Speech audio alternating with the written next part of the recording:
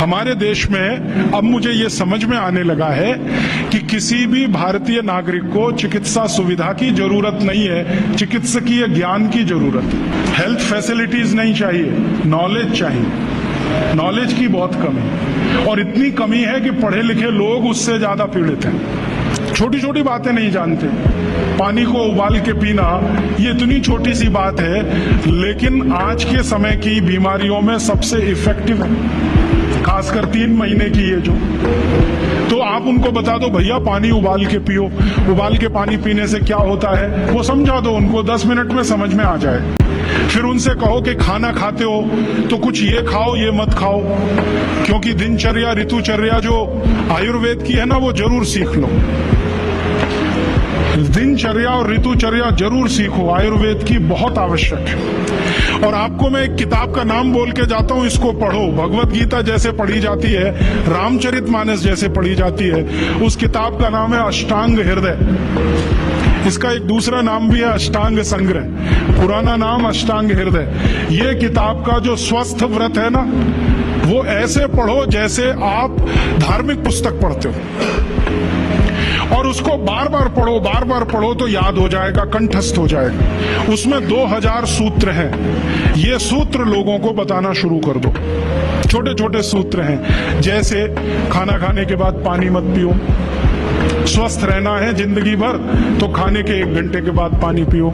क्यों नहीं पिए वो आप सब जानते हो, सरल भाषा में उनको समझा दो। फिर उनको बोलो पानी पियो तो घूंट भर भर के पियो, सिप करके पियो, ताकि ज्यादा लार शरीर में जाए, वात पित्त कफ तीनों संतुलित रहे। ठंडा पानी कभी मत पियो। मैंने दुनिया में ठंडे पानी पीने वालों को बहुत देखा है।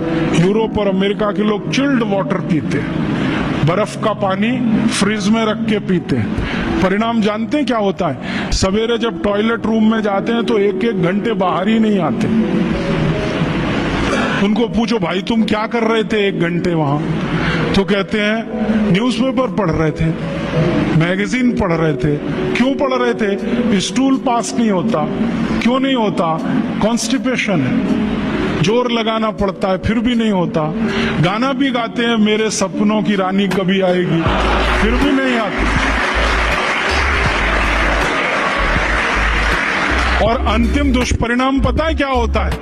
उनको पेट साफ तो होता नहीं, तो सांस में से भयंकर बदबू आती है। किसी अमेरिकन यूरोपियन के नजदीक बैठ जाओ, अगर वो लिस्ट्रीन स्प्रे करके नहीं आया तो 1 मिनट नहीं बैठ सकते।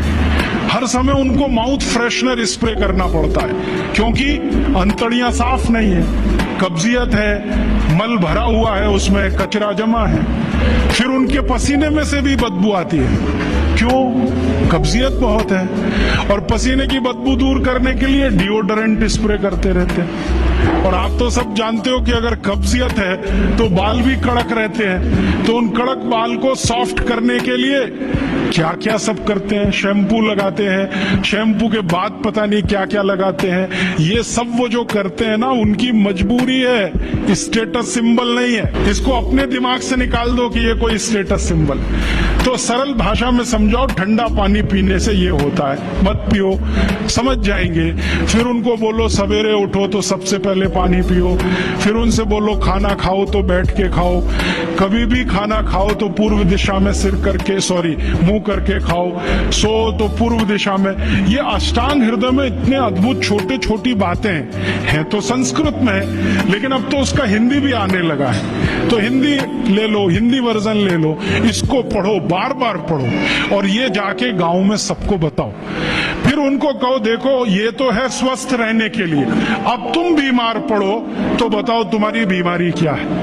ये बीमारी है तो ये दवा है, ये बीमारी है तो ये दवा है। और मेरा आपसे एक निवेदन जरूर है कि अगर आप होम्योपैथी से भी इलाज करो तो उसकी मूल दवा जरूर बता दो। उनको ये ग्रीक और रोमन नाम में मत फंसाओ।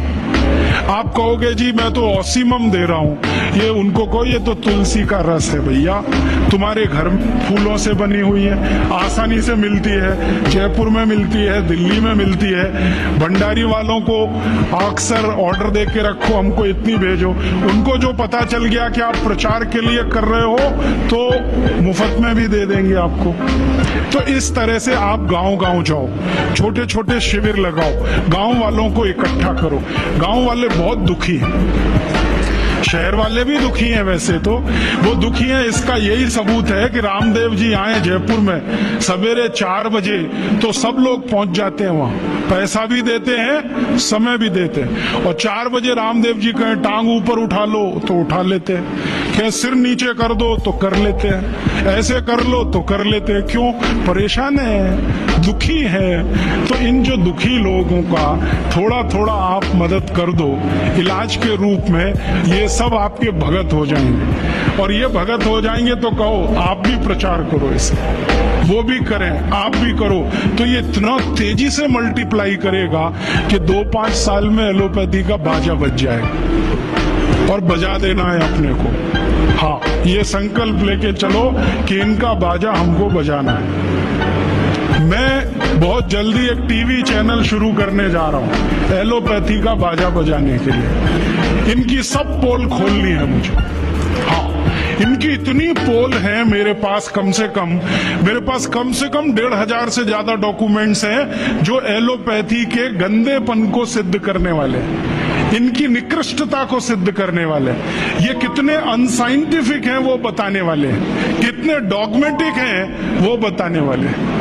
मेरे पास ऐसे बहुत इंटरव्यूज हैं बड़े बड़े डॉक्टरों के, वो कहते हैं कि हम कोई डायग्नोसिस नहीं करते, तीर मारते, लग गया तो ठीक, नहीं तो तुक्का। और वो कहते हैं हम तो एक ही सिद्धांत पे काम करते हैं, ट्रायल एंड एरर, देते जाओ गलतियां करते जाओ, देते जाओ गलती, भले मर जाए पेशेंट उसमें। हमारे पास तो कम से कम ये नहीं है ट्रायल एंड एरर वाला। हम तो जानते हैं कि तुलसी है तो उसके ये गुण हैं तो ये रिजल्ट आना ही चाहिए, मेथी है तो उसके ये गुण हैं तो ये रिजल्ट आना ही चाहिए। हमको सब मालूम है, फिक्स है, यहाँ वेरिएशन नहीं है। मेथी के जो रिजल्ट चरक ऋषि को मिले वो आज भी मिलते हैं।